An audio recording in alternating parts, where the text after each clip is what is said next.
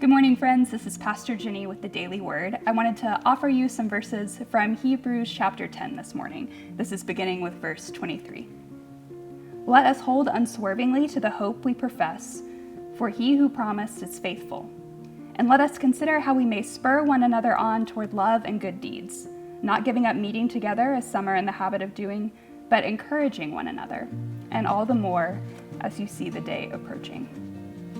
Been thinking about these verses because especially during this time, I think that concept, that admonition that Paul, or the writer gives us, rather we don't know who the writer is, the writer gives us for us to encourage one another is so important.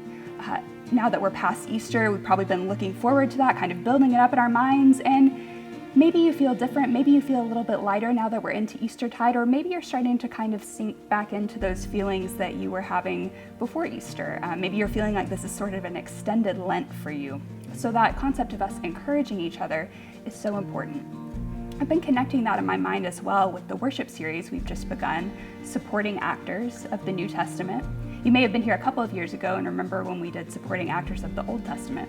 The whole concept of this series is that there are these characters that we pay special attention to all throughout the stories of the Bible. Characters like Moses and David and Paul and rightfully Jesus, sort of the headliners, if you will. But then there are all these other characters who are vital to the stories, and we may tend to pass them by, to skip over them and their contributions.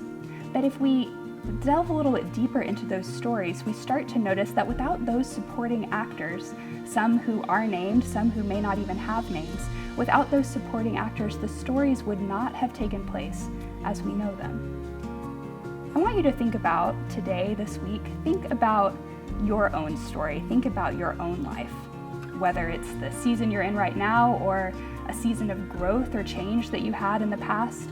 I want you to think about some supporting actors from your own story.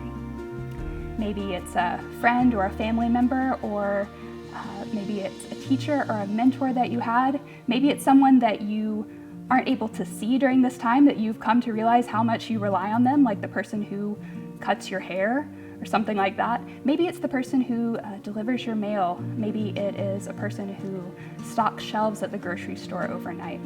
Whoever that person may be, or persons, I want to challenge you to think about those supporting actors, to take a moment today to thank God for them, and then to find a way to thank them directly.